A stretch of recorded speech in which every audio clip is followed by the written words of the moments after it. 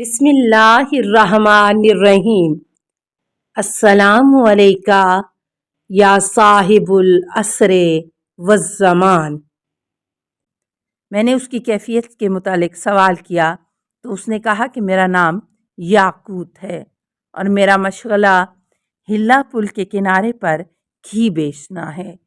بس میں 1 سال گھی خریدنے کے لیے ہلا سے اطراف و نواح کی طرف بادیاں نشین اعراب کے ہاں گیا۔ بس میں چند منزل دور نکل گیا، یہاں تک کہ جتنا میں نے چاہا خرید کیا اور اہل ہلا کے کچھ لوگوں کے ساتھ واپس آ رہا تھا۔ جب ایک منزل میں اترے تو وہیں سو گئے۔ جب میں بیدار ہوا تو مجھے کوئی نظر نہ آیا، سب جا چکے تھے اور ہمارا راستہ ایک صحرائے بے آب و گیا تھا کہ جس میں بہت درندے رہتے تھے اور ان کے قریب دور دور تک کوئی آبادی نہ تھی۔ بس میں کھڑا ہو گیا اور سامان لادا اور ان کے پیچھے روانہ ہوا تو میں راستہ بھول گیا اور حیران و پریشان ہوا، درندوں سے بھی خوف زدہ تھا۔ بس میں نے خلفاء و مشائخ سے استغاثہ کیا اور انہیں بارگاہ خدا میں شفیع قرار دیا اور آہوزاری کی، لیکن فرج و کشائش نہ ہوئی۔ تو میں نے اپنے دل میں کہا کہ میں نے اپنی والدہ سے سنا تھا، وہ کہتی تھیں کہ ہمارا امام زندہ ہے کہ جس کی کنیت ابو صالح ہے، جو کہ راستہ گم کرنے والوں کو راستہ دکھاتا ہے اور بے کسوں کی فریاد رسی اور ضعیف و کمزور لوگوں کی اعانت کرتا ہے۔ بس میں نے خدا سے عہد کیا کہ میں اس سے استغاثہ کرتا ہوں، اگر اس نے مجھے نجات دی تو میں اپنی ماں کے مذہب میں شامل ہو جاؤں گا۔ بس میں نے اس کو پکارا اور اس سے استغاثہ کیا تو اچانک ایک شخص کو دیکھا کہ وہ میرے ساتھ راستے پر چل رہا ہے اور اس کے سر پر سبز عمامہ ہے جس کا رنگ ان کی طرح تھا، اور اس نے سبزے کی طرف اشارہ کیا جو کہ نہر کے کنارے اگا ہوا تھا۔ اس وقت اس نے مجھے راستہ دکھایا اور حکم دیا کہ میں ماں کے مذہب میں شامل ہو جاؤں اور کچھ کلمات کہے جو کہ میں یعنی مؤلف کتاب بھول گیا، اور فرمایا کہ بہت جلدی ایسی بستی میں پہنچ جاؤ گے جس کے رہنے والے شیعہ ہیں۔ میں نے عرض کیا، اے میرے آقا، اے میرے سید و سردار، کیا آپ علیہ السلام اس بستی تک میرے ساتھ نہیں چلیں گے؟ فرمایا، نہیں، کیونکہ 1000 افراد نے مجھ سے اطراف بلاد میں استغاثہ کیا ہے کہ جنہیں مجھے نجات دینی ہے۔ یہاں جناب علیہ السلام کے کلام کا خلاصہ ہے جو مجھے یاد رہا، پھر وہ میری نظر سے غائب ہو گئے۔ بس میں تھوڑا سا راستہ چلا تھا کہ اس بستی میں پہنچ گیا، حالانکہ وہاں تک کافی مسافت تھی اور وہ لوگ دوسرے دن وہاں پہنچے۔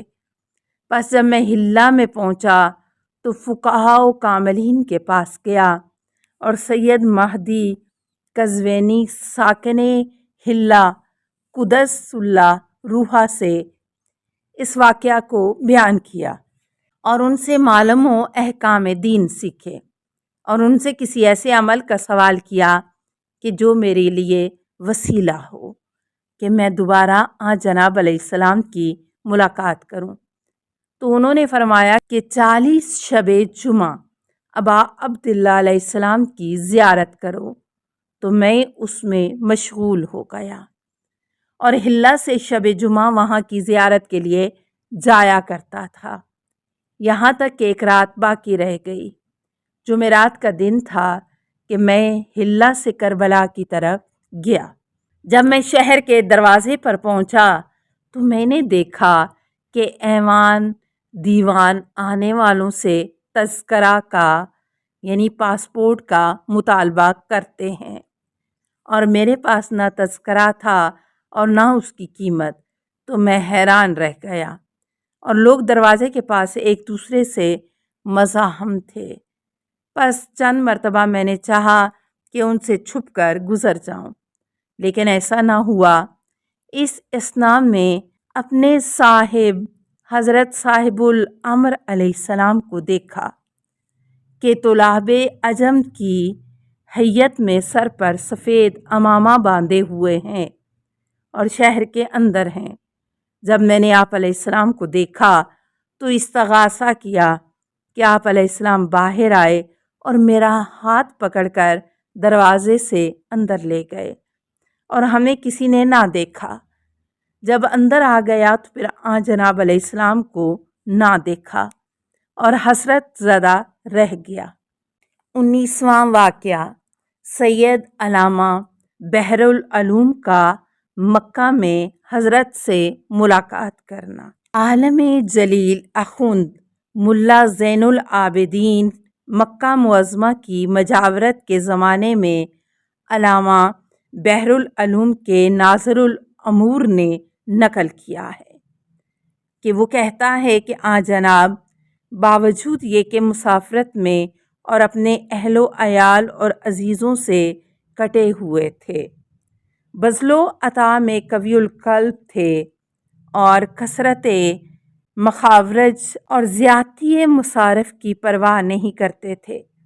بس ایک دن ایسا اتفاق ہوا کہ میرے پاس کچھ بھی نہیں تھا، تو میں نے کیفیت حال سید سے عرض کی کہ اخراجات زیادہ ہیں اور ہاتھ میں کوئی چیز نہیں۔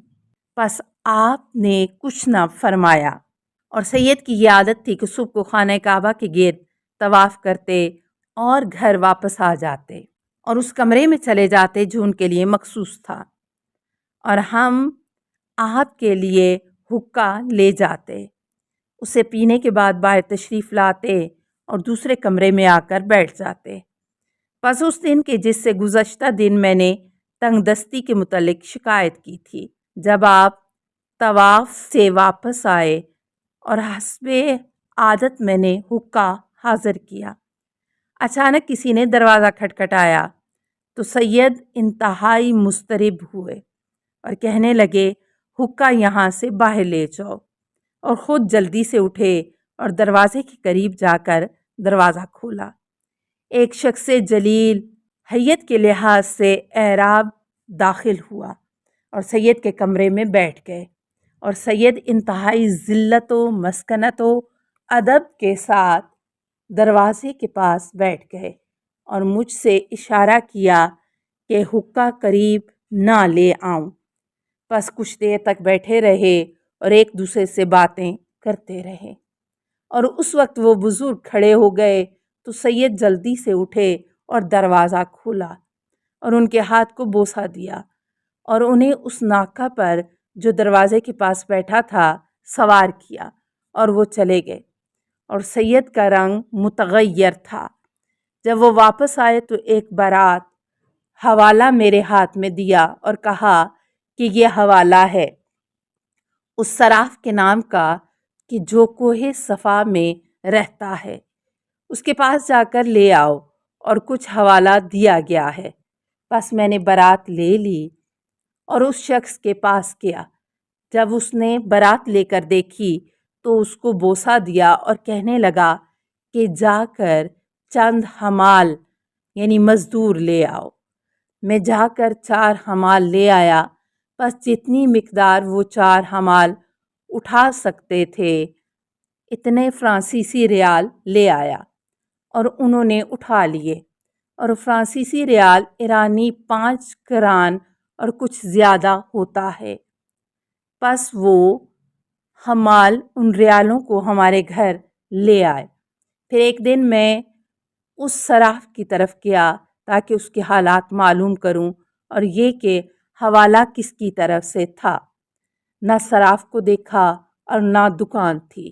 میں نے ایک شخص سے اس صراف کے متعلق پوچھا تو اس نے کہا کہ یہاں تو ہم نے کبھی کوئی صراف نہیں دیکھا، اور یہاں تو فلاں شخص بیٹھتا ہے۔ پس میں نے سمجھا کہ یہ اسار ملک اعلام میں سے تھا، اور مجھے اس واقعے کی خبر شیخ محمد حسین کاظمی ساکن نجف اشرف نے با سکہ توسط سے شخص مذکور سے دی ہے۔